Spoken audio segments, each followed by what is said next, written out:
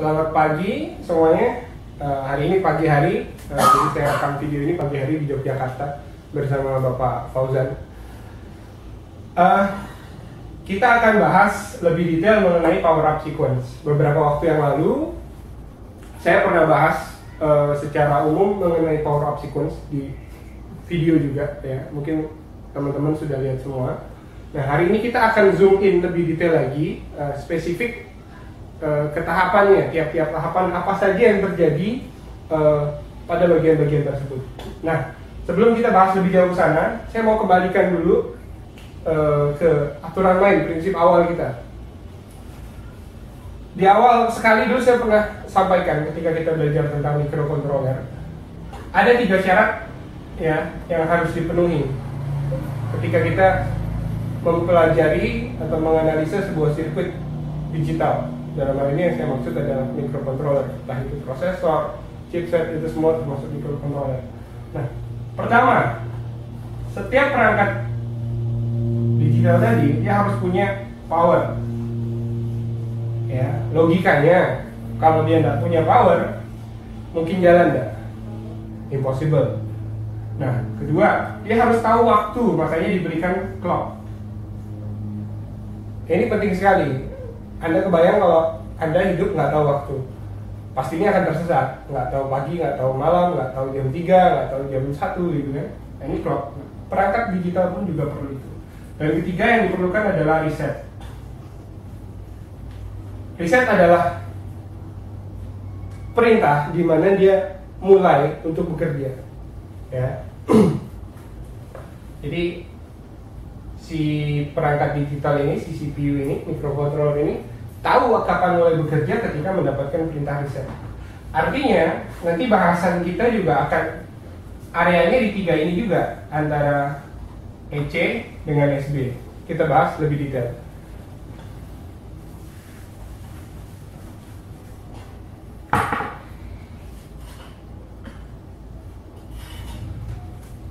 Saya gambarkan 2 buah chip ya. Yang pertama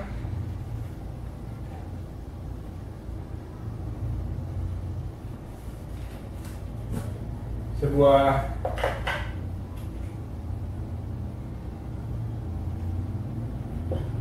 kita gambarkan di sini, ini chip embedded controller, dan di sini ada satu chip lagi, kita sebut dengan South Bridge. Ya. Oke. Di chip embedded controller yang kita tahu ada beberapa hal yang pasti terhubung di situ ya. Satu, dia terhubung dengan syarat pertama apa? Power. Berarti chip ini akan terhubung melalui sebuah resistor ke 3 volt untuk VCC. Ya, VCC. Berarti pastikan dia punya power dulu 3 volt. Kedua, dia harus punya clock. Berarti saya gambarkan di sini, chip ini akan terhubung dengan sebuah crystal oscillator. Ya.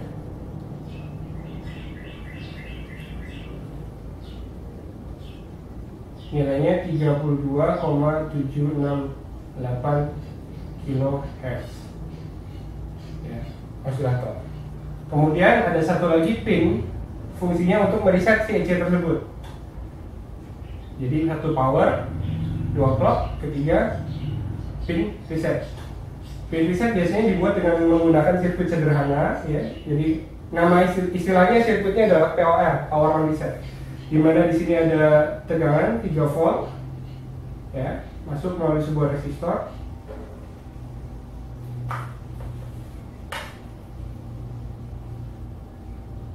Ya, masuk ke dalam si chip ini, dan di sini ada sebuah kapasitor terhubung terhadap ground.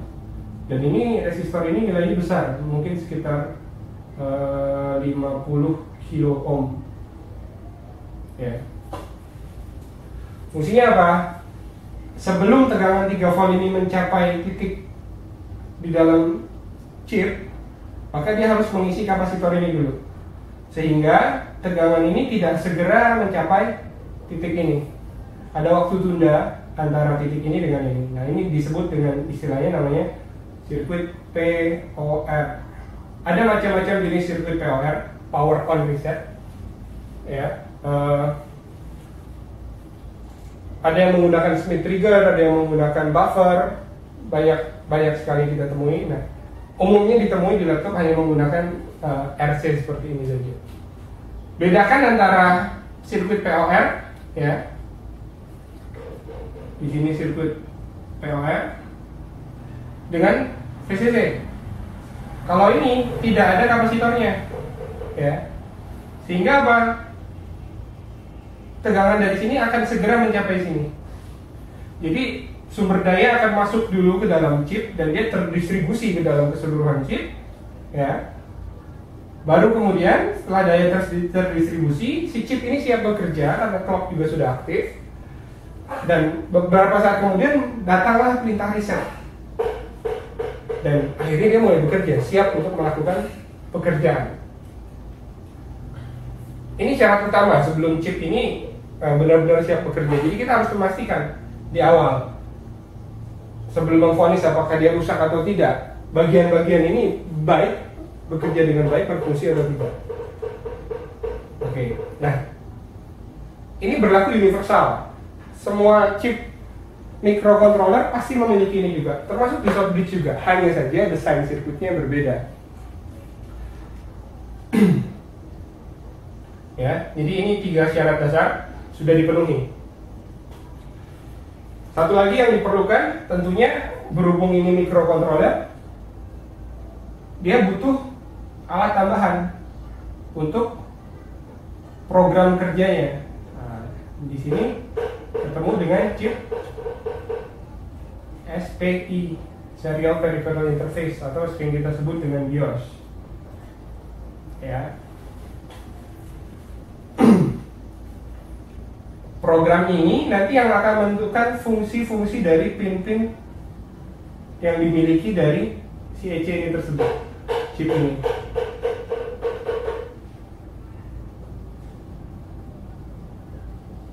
Ya.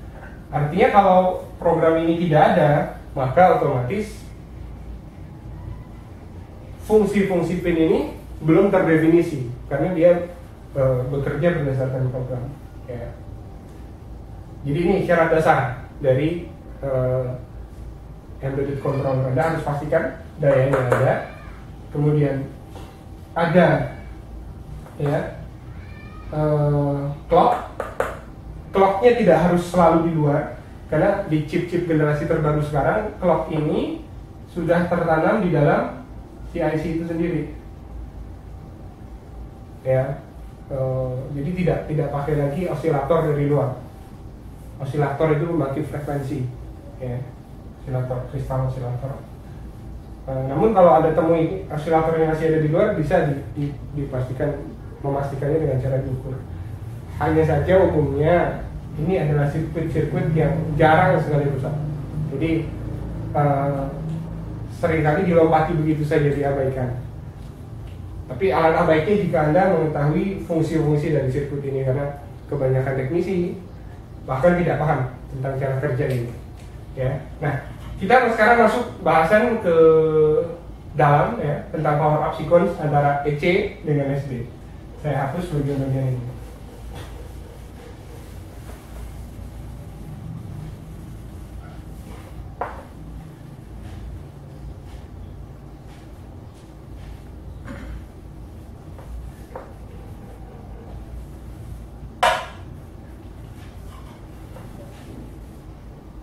Oke.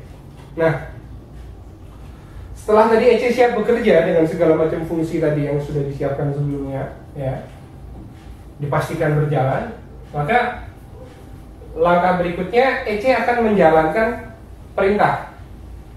Nah, perintah ini tentunya sesuai dengan program yang ada di BIOS, ya. Asumsi kita adalah BIOS sudah oke, ya. Firmware EC-nya, karena BIOS itu dibagi dua, BIOS untuk short bridge, untuk power management dan sistem, dan satu lagi yang khusus untuk firmware di embedded controller-nya. Ya, terlepas dari apakah itu dipasang dalam satu chip ataukah dipisahkan antara chip EC dengan SD tersebut. EC, ya, Anda tahu kan sumber daya di laptop ada dua, ya. Pertama dari baterai, yang kedua dari adaptor. Oke. Nah, EC berkomunikasi dengan baterai itu melalui dua pin, ya, pin data I2C, ya, komunikasi serial antara EC dengan baterai. Artinya mereka selalu berkomunikasi asalkan si baterai ini terpasang. Sehingga EC dengan mudah mengetahui bahwa ada baterai atau tidak cukup dengan membaca data dari pin I2C tersebut. Sedangkan dari adaptor, nah ini dia masalahnya. Di adaptor kebanyakan pada umumnya kita temui dia tidak punya komunikasi digital, yang berkomunikasi digital antara adaptor terhadap EC. Jadi tidak tahu apakah berapa sih nilai tegangan adaptornya sudah cukup atau belum, kemudian dayanya cukup atau tidak. EC tidak bisa mengetahui itu. Nah, untuk itu dibuatkanlah sebuah sirkuit, biasanya sirkuit untuk pendeteksi tegangan dari adaptor, apakah nilainya cukup, dayanya cukup, gitu kan. Dan kemudian begitu sirkuit ini sudah oke, ya, dia akan mengirim laporan ke dalam EC dengan sinyal biasanya AC in, artinya AC in, gitu. Yang dimaksud adalah adaptor sudah masuk, sudah siap, ya.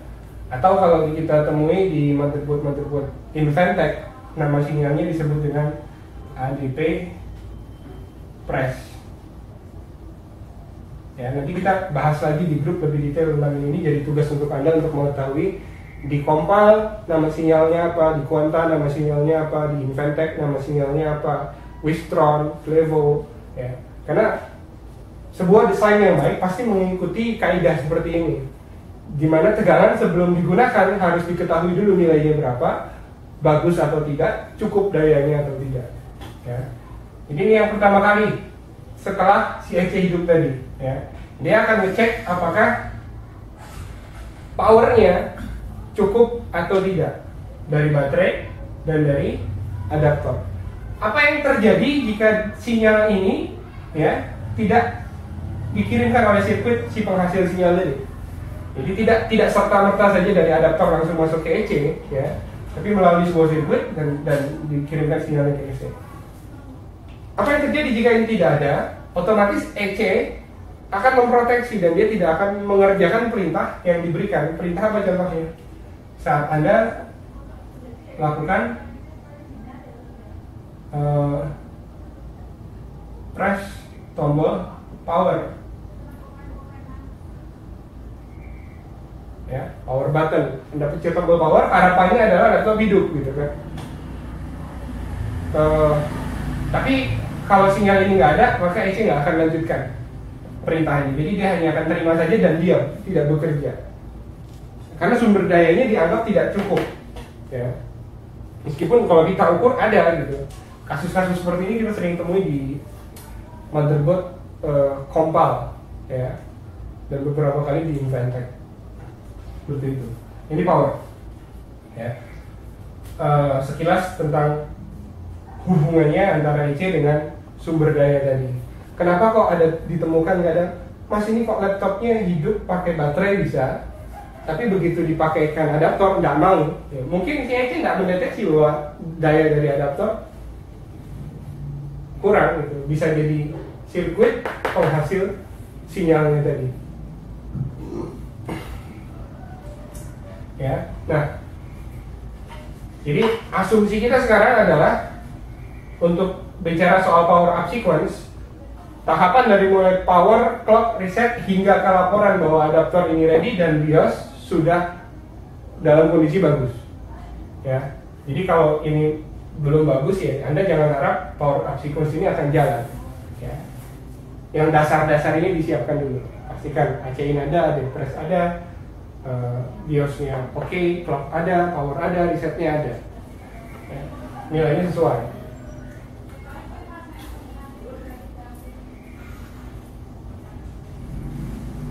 Kita lanjut ke materi berikutnya tentang power up sequence.